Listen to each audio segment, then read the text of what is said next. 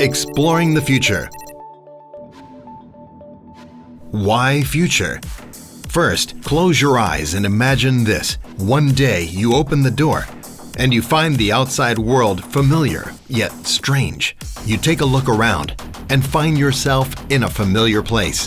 The only difference being, this place has been covered with futuristic buildings and objects. Yes, you've traveled forward in time. Like many time travelers, you made it to the future.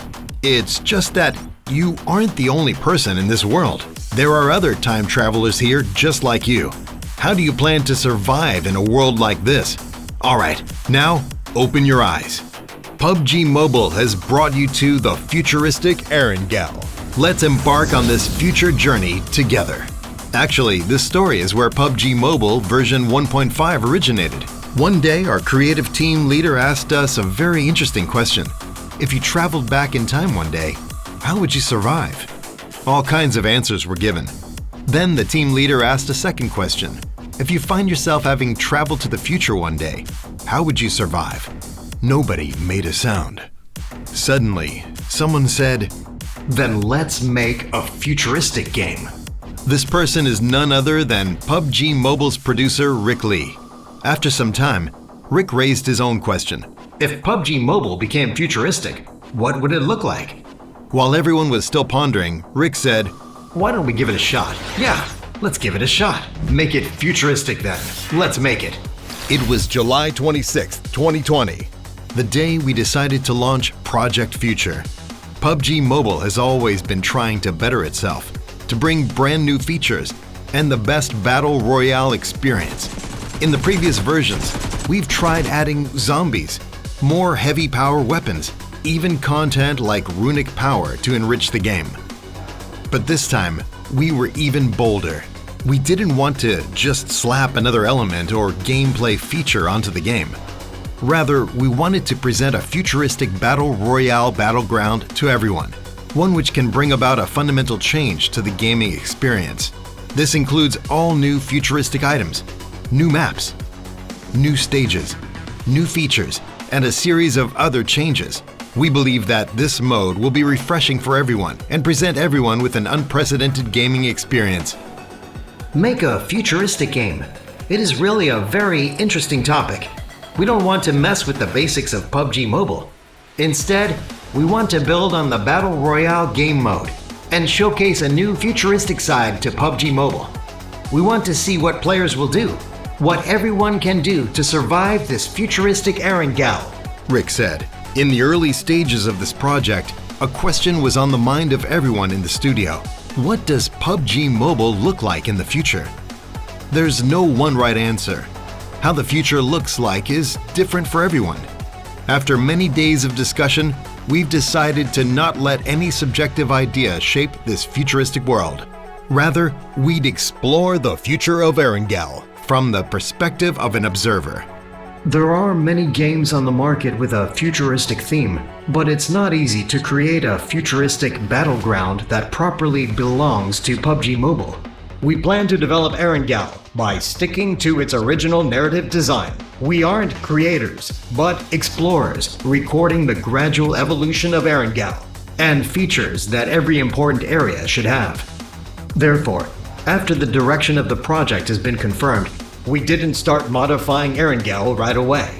Instead, we did a lot of research and read a lot of material to explore all the possibilities that could surface during Erangel's evolution, Lion said.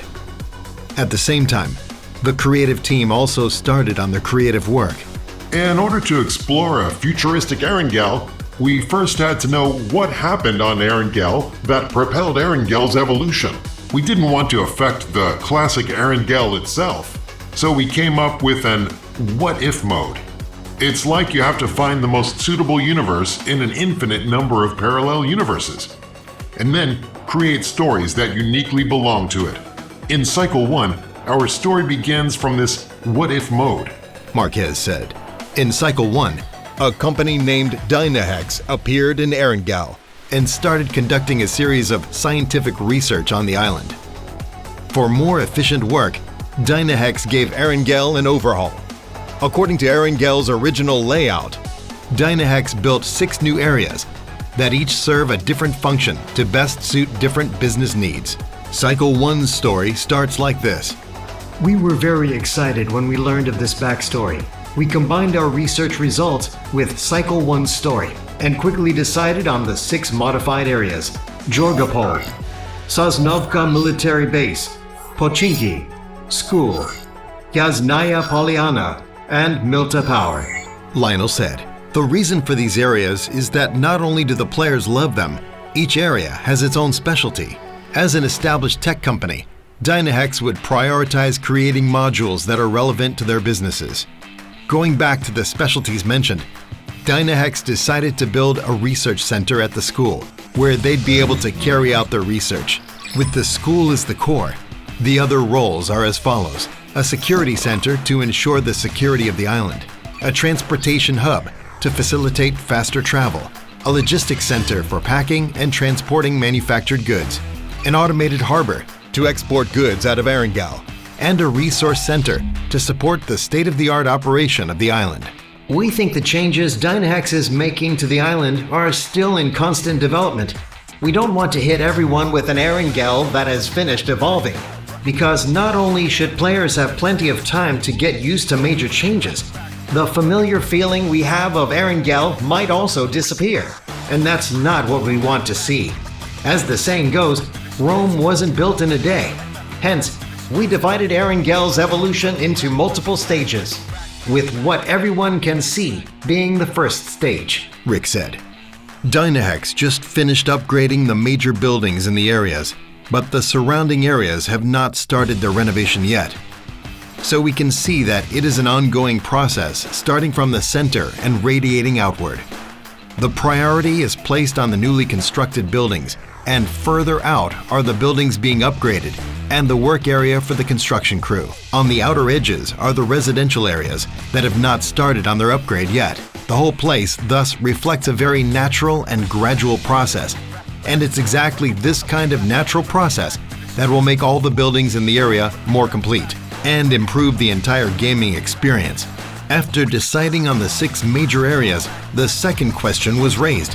How should the 6 areas be upgraded? How can we bring more thrilling elements to players? Let's save this topic for next time.